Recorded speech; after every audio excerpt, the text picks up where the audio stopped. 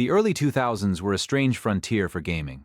Broadband was spreading, Steam was barely alive, Xbox Live still felt like science fiction, and downloading an entire blockbuster game sounded completely bonkers. But one company promised a silver box that would kill discs, deliver thousands of PC games directly to your television, and become the fastest console ever built. It was called the Phantom, which may be the most accidentally honest product name in gaming history. More than $60 million vanished into the company behind it. Lawsuits followed. Executives made promises with the bit count of a playground argument.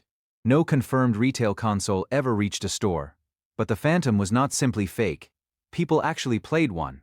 Hardware existed, code ran, and one bizarre piece of the machine eventually escaped into the real world. The question is why the console itself never followed, and the answer gets much uglier than ordinary vaporware. Our story begins in Florida in 2002, when entrepreneur Timothy Roberts founded Infinium Labs. Roberts looked at the console market and spotted a genuine gap. PC gaming offered enormous libraries, patches, downloadable content, and enough CPU power to make console owners sweat. But it also meant driver conflicts, minimum requirements, installation keys, and occasionally screaming at Windows because your Sound Blaster had entered another dimension. Consoles were easier, but games still came on discs or cartridges, while their online services had all the sophistication of a GeoCities guestbook. So Infinium proposed combining both worlds, a Windows-based PC disguised as a console, connected to a digital game service and controlled from the sofa. That sounds normal now. In 2002, it sounded like explaining Netflix to a Blockbuster employee while he rewound your VHS. The Phantom was publicly announced in January 2003 with absolutely nuclear confidence. Infinium claimed it would outperform the Xbox, PlayStation 2, and GameCube, while offering instant access to hundreds, potentially thousands of PC games. No cartridges, no discs, no shelf full of jewel cases and cardboard boxes large enough to contain a small refrigerator. You would choose a game, download it through broadband, and start playing. Parents could restrict mature content. Developers could issue patches automatically. Publishers could revive old titles without manufacturing another CD-ROM. Infinium was pitching an all-digital console nearly 2 decades before digital-only machines became ordinary. There was just one tiny, screaming problem. Nobody could see the damn thing. The company issued press releases, posted glossy renders, and described revolutionary hardware, but journalists struggled to locate a working unit. Infinium's website showed a sleek silver box resembling a DVD player from a more expensive timeline, yet hard specifications remained slippery. CPU details shifted. Release dates moved. Game counts inflated like cheat code scores. The Phantom was supposedly launching in 2003, but 2003 kept happening without it. Even the company's offices became part of the mystery, so hardware website HardOCP began digging. In September 2003, editor Kyle Bennett published an investigation into Infinium Labs and Timothy Roberts. The article questioned the company's addresses, finances, business history, and ability to deliver the hardware it was promoting. This was no longer routine console war trash talk.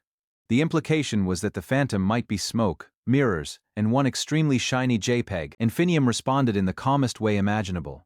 It threatened to sue. HardOCP refused to retract its reporting, so Infinium filed a defamation lawsuit.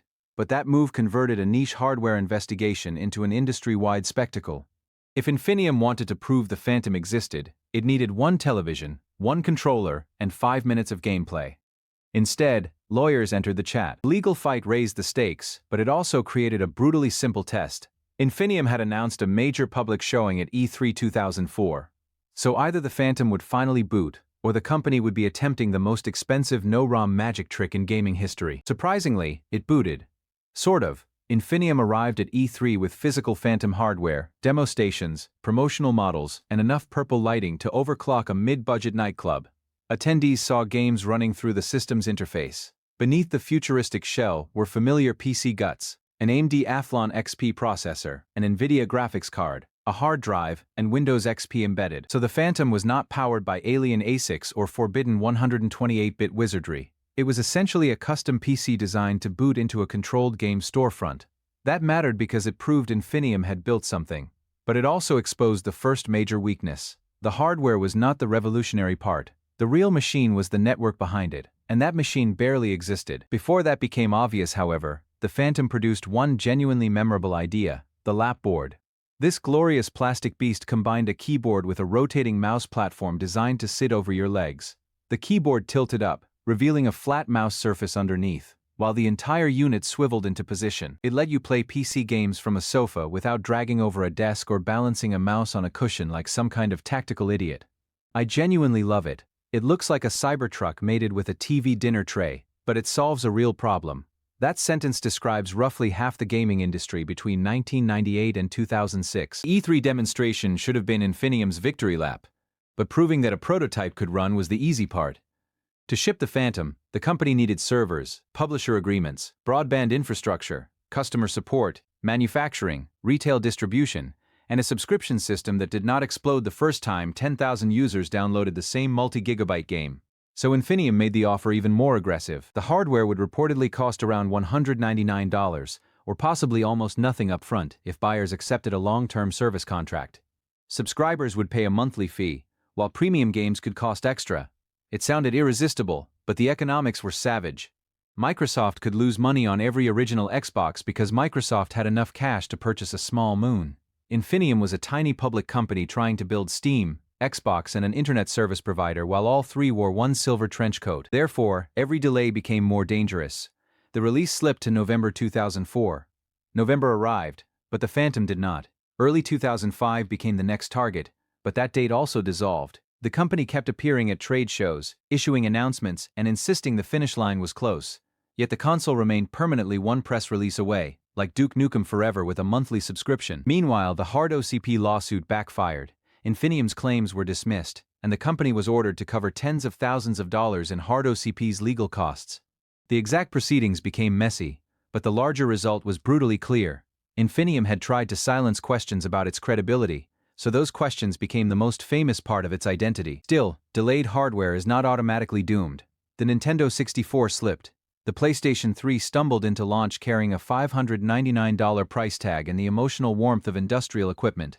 Even successful machines can emerge from development coughing smoke. But successful machines eventually ship. Phantom did not, so the financial filings became impossible to ignore. By the middle of the decade, Infinium had accumulated losses exceeding $60 million, while producing virtually no meaningful product revenue. Picture that number in physical games. At $50 each, $60 million could buy 1.2 million brand new releases. Stacked as DVD cases, that pile would rise for miles. Infinium burned through the equivalent value, but not one confirmed retail Phantom console came out the other side. This is where the story stops being a funny tale about a goofy silver box. The Phantom was not an imaginary console sketched during lunch to fool a few journalists. Engineers developed hardware. Designers created an interface. Employees negotiated with publishers. Trade show visitors touched prototypes and played games. Real people spent real years trying to fill this thing's metaphorical ROM, but Infinium had sold investors a future for which it had no realistic delivery path. The more money it consumed, the more important it became to appear almost finished. So every delay demanded another promise, and every promise required another demonstration of momentum. The machine was not moving forward. It was feeding itself extra lives. By 2006, Infinium Labs renamed itself Phantom Entertainment. The failed product had swallowed the company, like a ghost possessing its own haunted cartridge. Plans for the console faded, so attention shifted toward the one component people had consistently liked, the lapboard. But even that suffered repeated delays. A peripheral designed for a console that never launched became the last hope of a company with almost no credibility left. Eventually, versions of the Phantom lapboard reached customers around 2008, roughly 5 years after the console announcement.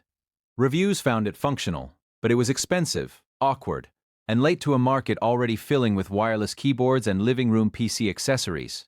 So yes, one physical piece of the Phantom escaped, but it arrived like a souvenir from a theme park that had never opened.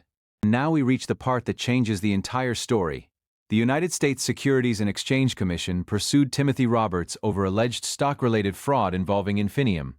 According to the SEC, misleading promotional activity helped create demand for company shares while Roberts benefited from selling stock. He later settled the case without admitting or denying the allegations, accepting financial penalties and restrictions.